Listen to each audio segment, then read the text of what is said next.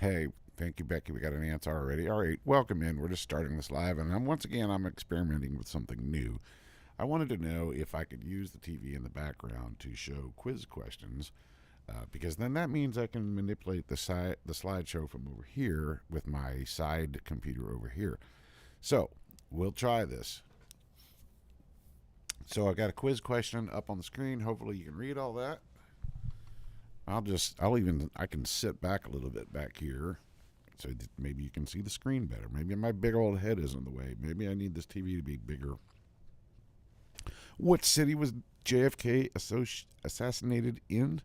The answer, of course, is Dallas. These questions will get progressively harder. Hey, David from Belfast. You wrote to Jim Garrison back in the day. What did you write to him? I am interested in that story. It might be too much to put in the chat, but I just wonder if Jim Garrison responded.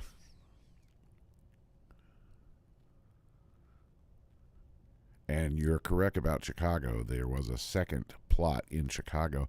We're going to get into that. Vince Palomar sent me a copy of his book, The Plot to Kill Kennedy in Chicago, and like everything Vince has done, I'm sure it's going to be very fascinating and detailed research. Okay, all right, so Dallas, that's the answer. So next question. That's cut off a little bit at the top of the screen. It says, what hospital was JFK taken to? I can't tell myself, but I'm hoping that this shows up on your mobile screen a little bit better than it does on what I'm looking at. Can you guys read the multiple choice answers?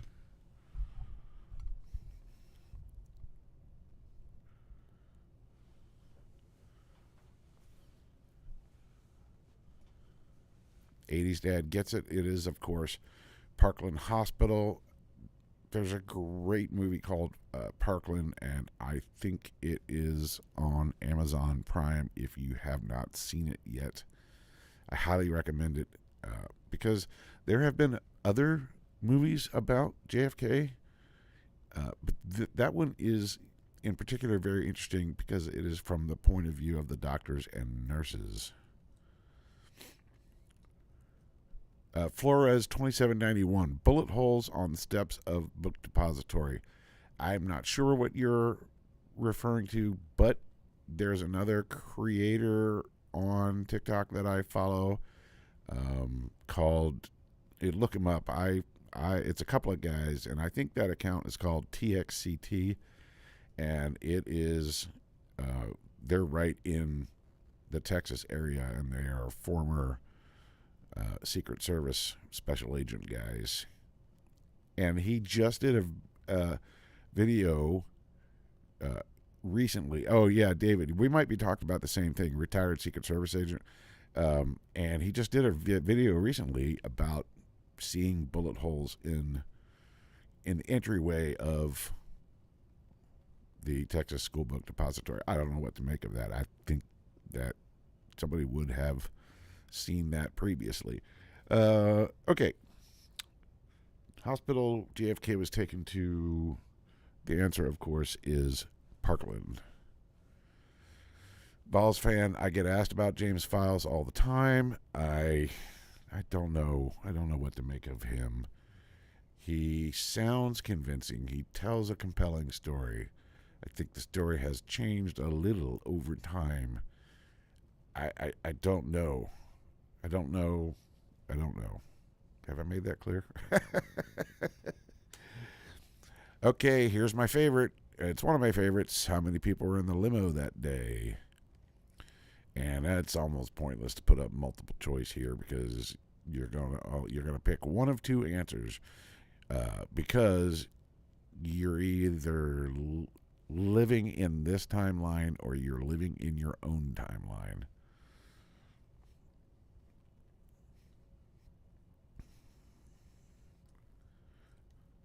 The correct answer, of course, is 6.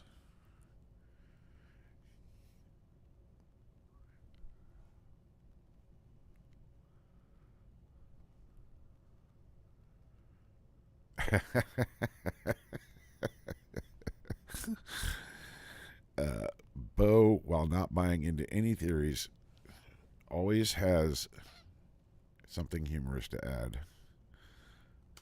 And true. Okay, according to the Warren Commission, which floor, that is, of the Texas School Book Depository, if you're in that camp, we're all in that camp. We all think that shots came from the Texas School Book Depository. According to the Warren Commission, which floor did the shots come from?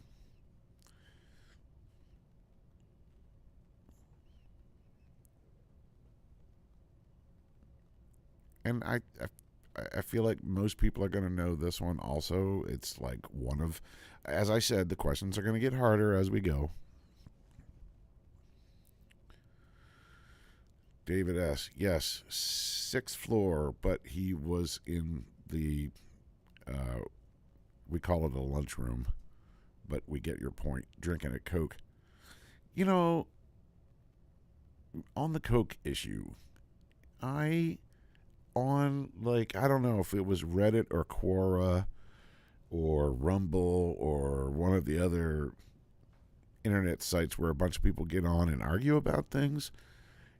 Did Oswald ever say the words Coca-Cola? Did he was as a brand, was Coca-Cola actually implicated in this entire story, or in Texas, many people would they'd call soda pop. And I don't want to get off on a sidetrack here, but in the South, where I am at least, Coke is used as a generic word for any carbonated beverage. But out in the Midwest, and I don't know about Texas, in the Midwest, the word pop is used for any carbonated beverage. So you can, in the South, you say, I'm going to get a Coke. It might mean several things. And in the Midwest, you would say, I'm going to get a pop. So all that means nothing. These are just fleeting thoughts in my head, folks. But someone was arguing that Oswald never actually specified that it was Coke. Yes, soda. Soda is also correct. Soda or pop or Coke, depending on which part of the country you're in. That doesn't do anything to solve this case.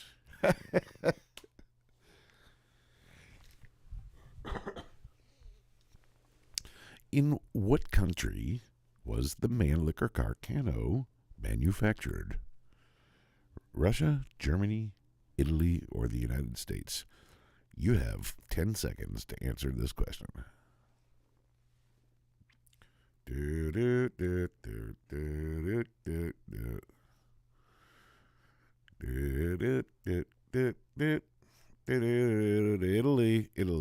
Italy is correct.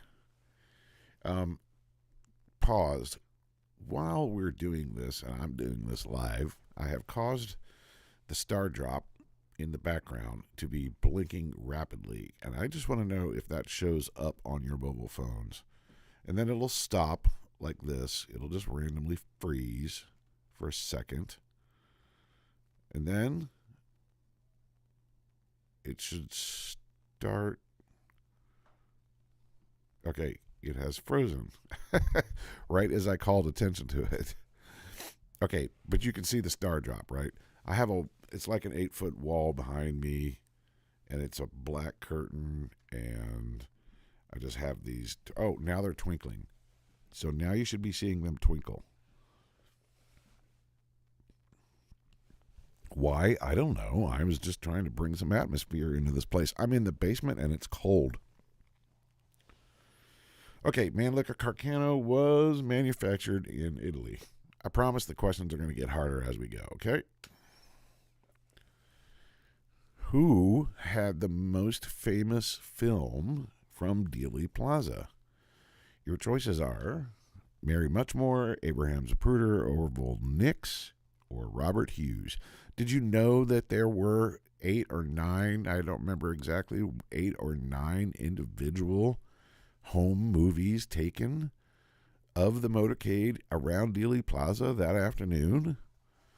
I mean, when I first started getting interested in this case, I did not know that. That came as a surprise to me that there were 8 or 9 different films and the FBI analyzed them all. Now, let me say right here, this is a great place to. Bo, the missus is happy that I am now doing a lot of this content down in the studio that I built 4 years ago. Okay, what was I talking about? All the films. Okay, just for your interest, if you go to my profile and go to my link tree, which is the main link on my profile, the link tree will lead you to many different resources that are useful for studying the JFK case, no matter which side you fall on. No matter whether you're a lone nutter or a conspiracy theorist, you will find something of interest in my link tree. But one of those things, I'm coming to the point, one of those things is a link to a edit of all of the Dealey Plaza films put together in one place, and it was very important editing work done by a person named Mary Haverstack, and she and I are now acquainted on Blue Sky, and you can, by the way, find me on Blue Sky. But Mary Haverstack did an amazing film edit. So there's a link on my link tree to this film edit, and it's all of the different home movies put together in the exact chronology, the exact timeline of when they happened. So this is fascinating, right? Because there's early film of the motorcade coming down Houston and then making the left turn on Elm, and then there's little snips, and in some cases some of the people did not get more than a few seconds of film. But what Mary did was great. Mary put them all together in the timeline. So you're seeing where the films overlap, and you see the it's roughly 2 to 3 total minutes, I think, from when the motorcade approaches Dealey Plaza and turns left and then finally exit. I don't know what the Zapruder film is 26 seconds long. My point is that there are films that come after that and films that come before that, and what Mary has done is piece them all together in the correct chronological order, so you can see how all the different films fit into the timeline, even though they are taken from different angles. Okay, that's my plug. That amazing film edit is a link in my link tree in my profile, so please go there and look at that. Okay, Abraham Zapruder, of course, is the correct answer to the trivia question. I think that's an easy one. Most everybody at least knows that name. So, who was the bystander that was also injured during the event? Who was the bystander? Did you know that there was somebody else besides the people in the limo? And what was the name of that person?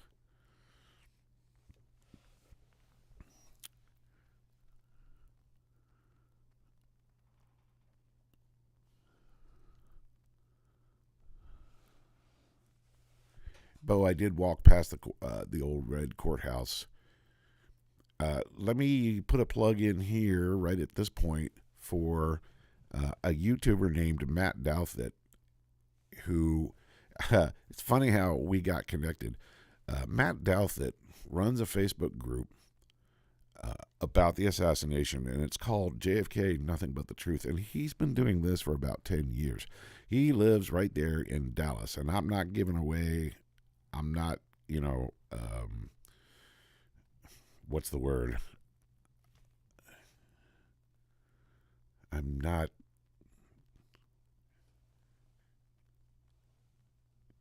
doxing. That's it. I'm not doxing him because he's very publicly on YouTube and very publicly in Dallas and very publicly leading He's got a Facebook group with 3,000 or 4,000 members in it that comment every day.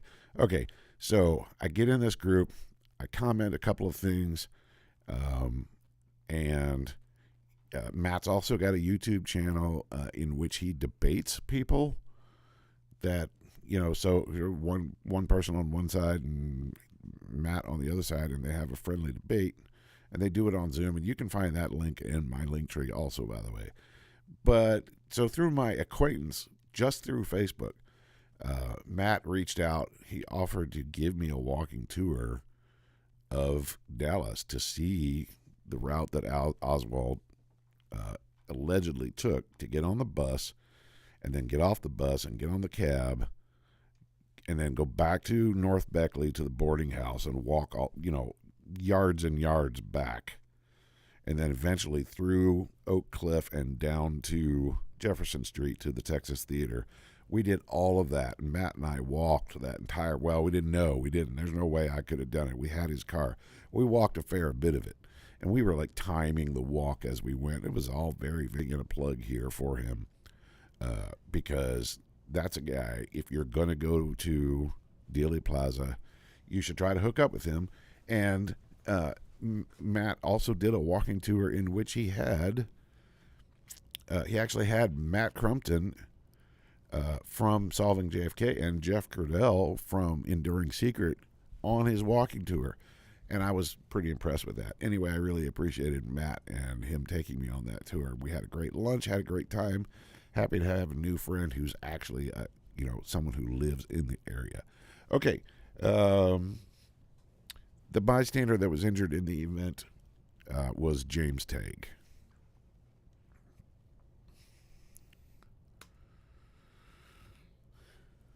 Okay, another easy one. Which Secret Service agent jumped on the back of the limo? Okay, I'm just giving you guys softballs. Softballs. Everybody should be nailing this. If you're following this live, you should be nailing all of these questions because you probably follow this channel or you're interested in the subject. You know all these names. So I'm just having a little fun here. It's not really a test. There are no grades. Just seeing what you know.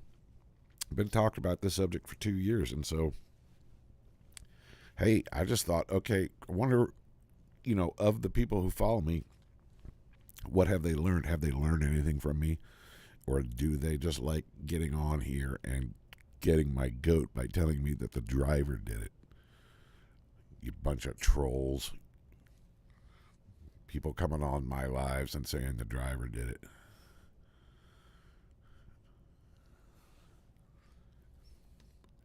The answer, of course, is Clint Hill.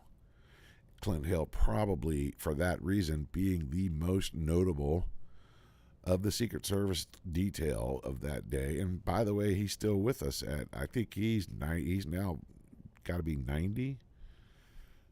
Still around. New documentary coming out is what I hear. I feel like I'm doing a radio show. This is very much like a radio show. I've always wanted to do a radio show. Except that it's just a picture of me sitting here and there are slides in the background. Okay. Next question. Where was LBJ sworn in? I promise you, these aren't tricks.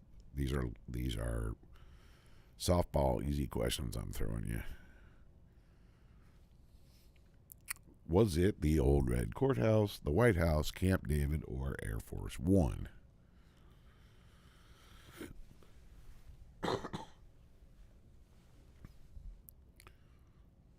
Air Force One is correct. Thank you, Vols fan. You win the prize. And the prize is you get to answer the next question.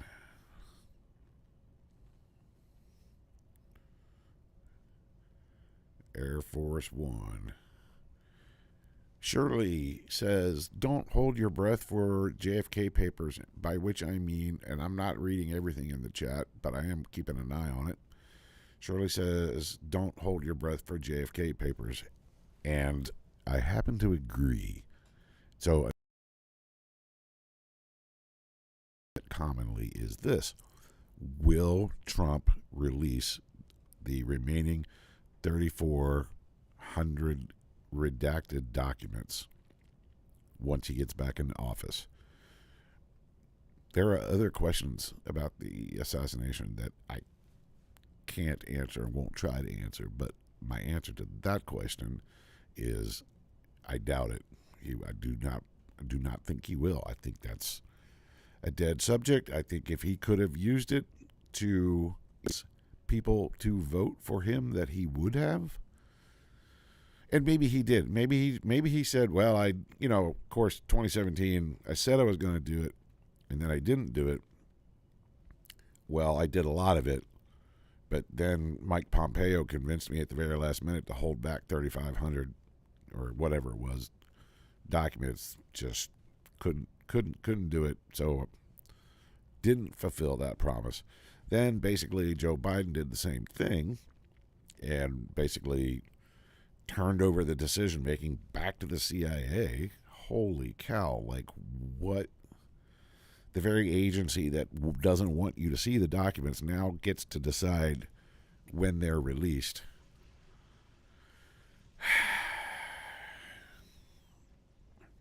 Ooh, hold up. David S. We're calling an audible question here right now. Which rock star was in Parkland Hospital car park on November 22nd, 63? Okay, David, just want to make one thing perfectly clear. This is my show, man. It's not Stump the Host. But you have stumped me. Was it really?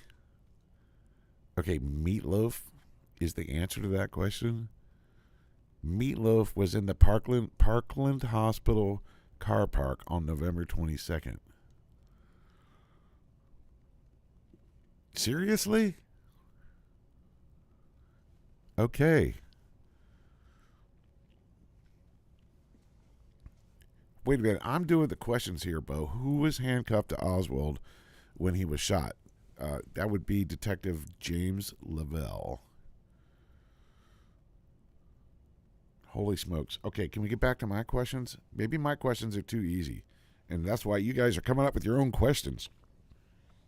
That's fine. It's all good. Which future president served on the Warren Commission?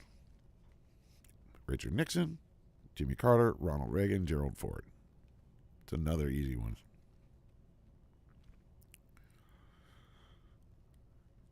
Somebody look at the live and tell me how many people are watching the live, because that is a detail that I cannot see when I'm streaming from the desktop like this. I'm just curious. Ford is the correct answer. Again, another gimme. Thank you. 66, 68. Okay. How many U.S. presidents have been assassinated? And that slide, I got the words on that slide a little too high. I'll have to make an adjustment there for that.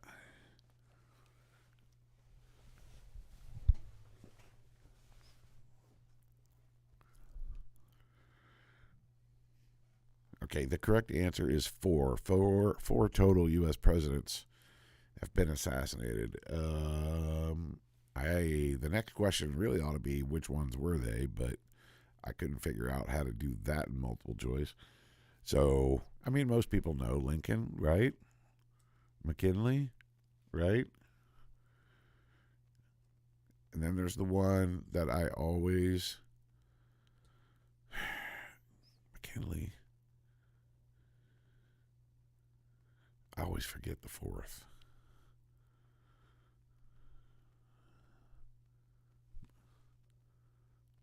Okay, so I'm going to get back to me on the fourth president to be assassinated. Garfield, dang it. Thank you. That's pretty bad. I did a whole video on the four presidents and the four assassins.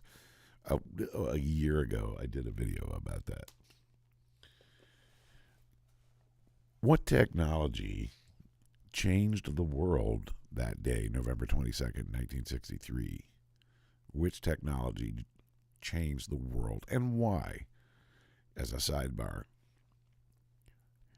because people often ask me why the study of the assassination is important. And I say that there are two reasons why it's important to study history. I think it's important to study history for a lot of reasons.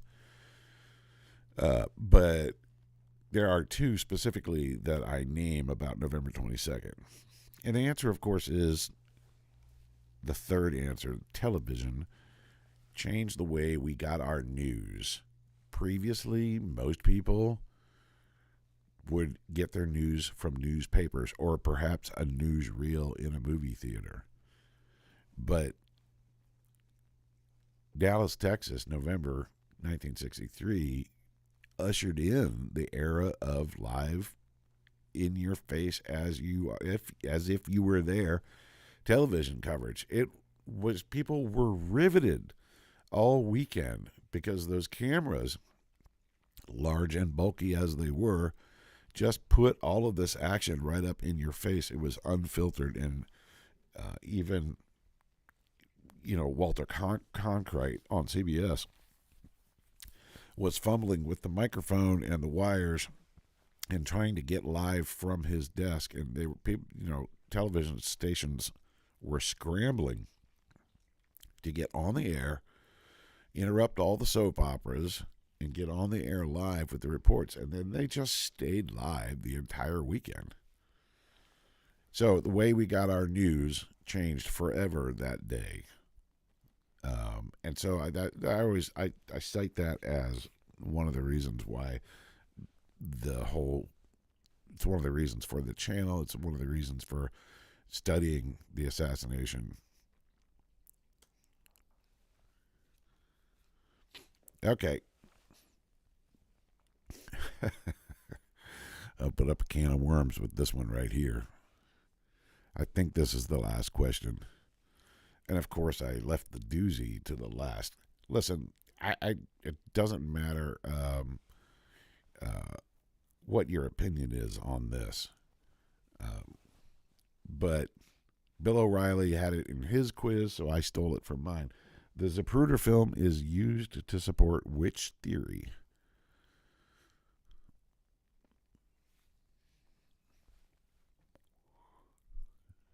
Can you guys see the four choices behind my head?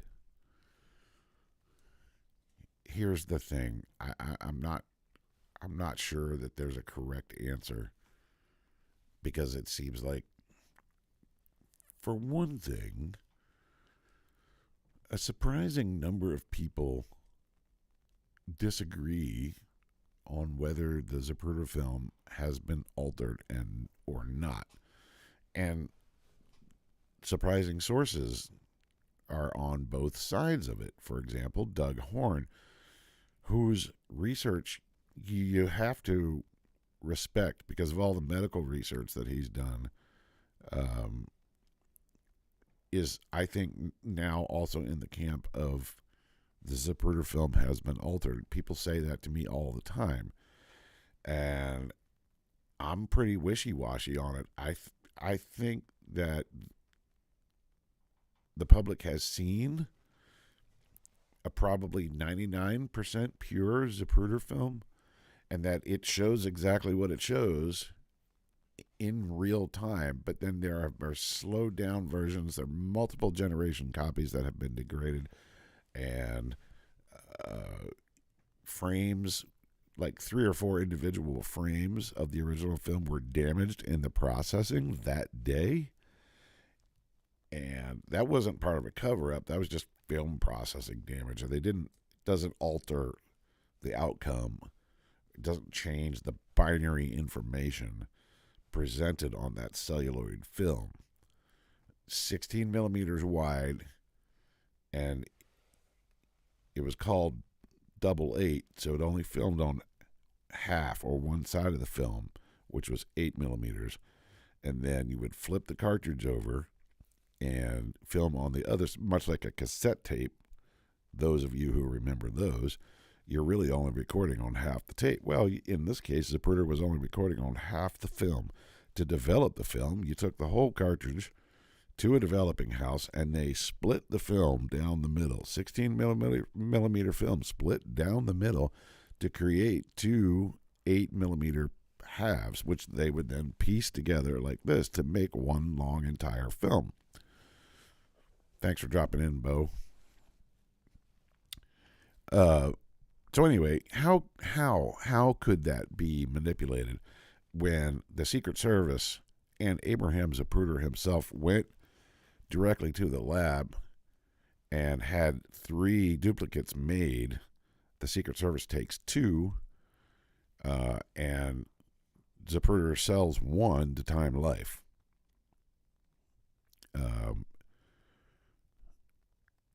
From there, what was done with it? And I'm starting to think that it is possible that frame 313 has actually been, I think perhaps the easiest way to manipulate it would have been to make a dark mark on Kennedy's head at frame 313, because that would have the effect of obscuring the information about what direction the shot did or did not come from. And that's a whole rabbit trail that we're not going to go down. Anyway, that is the end of the slideshow. So, that was fun. I'll keep adding questions, and we'll do that again at some point. Okay, what time is it? It is 9:30. Is that right? Okay.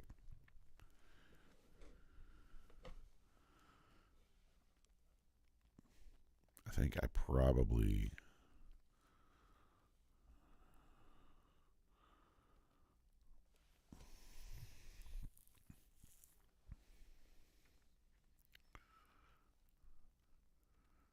only been on for 30 minutes.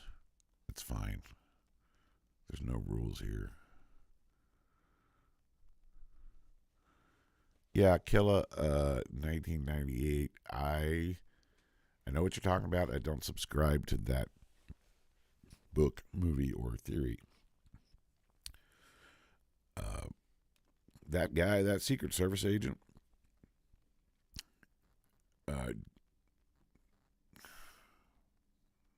Kenny, I can't remember his first name, actually settled with that publisher. He threatened to sue them. He defended his reputation for the rest of his life, basically. Denied that such a thing ever happened. Keith, you missed it. Front seat shooter? Are you the driver, you mean? No.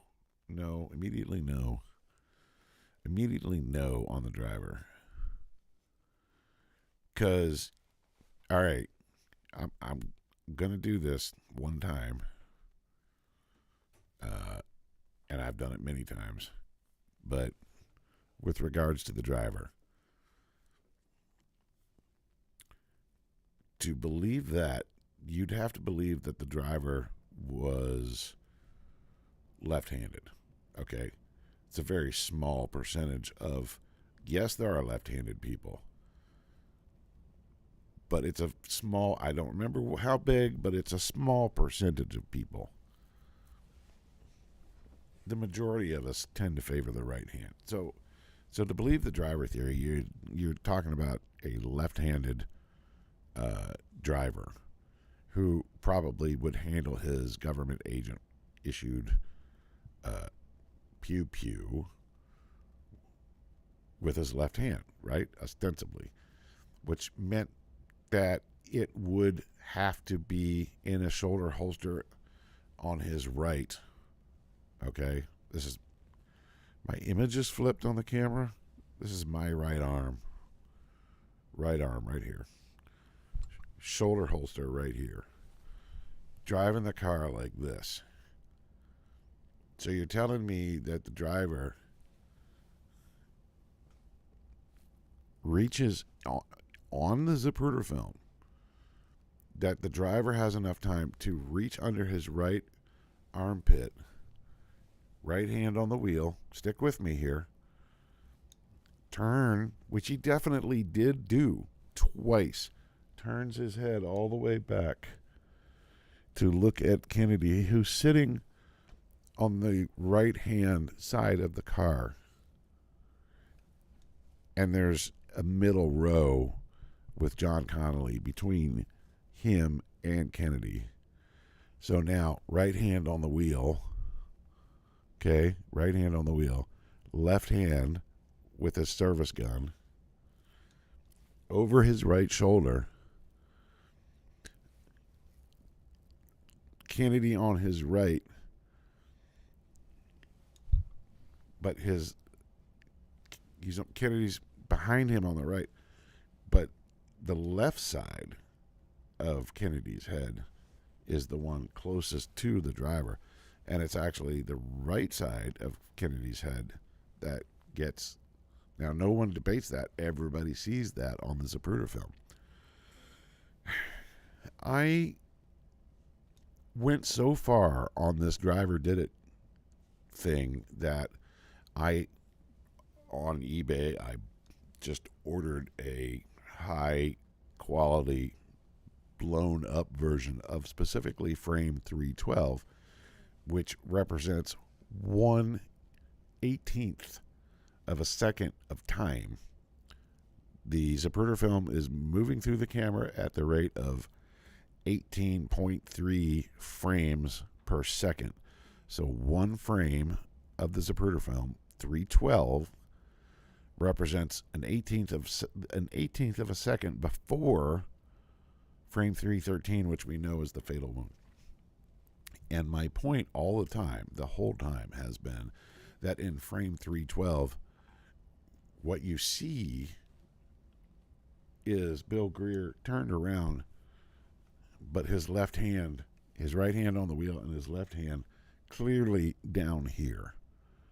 And that what people are often calling a pew-pew is the reflection of the sun off of Roy Kellerman's hair gel or whatever it was.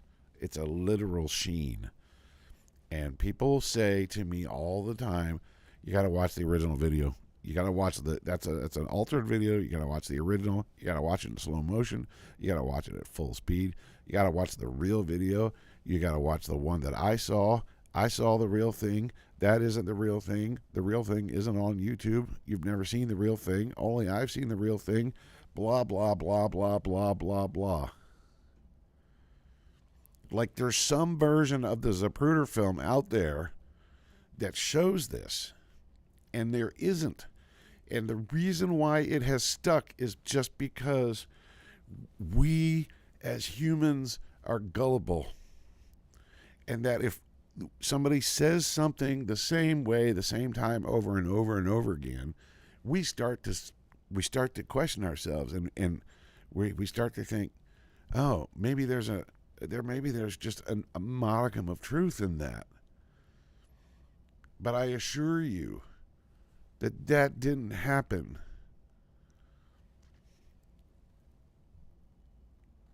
But it is a myth started by William Cooper back in the 70s. And it took on a life of its own when people started getting on TikTok. It's not a news story. It has flourished on TikTok. And people want to tell me all the time, but I've seen the video. No, you haven't. You've seen a TikTok video where somebody said, look at that, watch, boom. It's not real. It didn't happen. Okay, you asked me what I thought about the driver theory. That's what I thought. Those are my thoughts. Went off on a bit of a rant there. Okay, got to go to bed because got to get up early.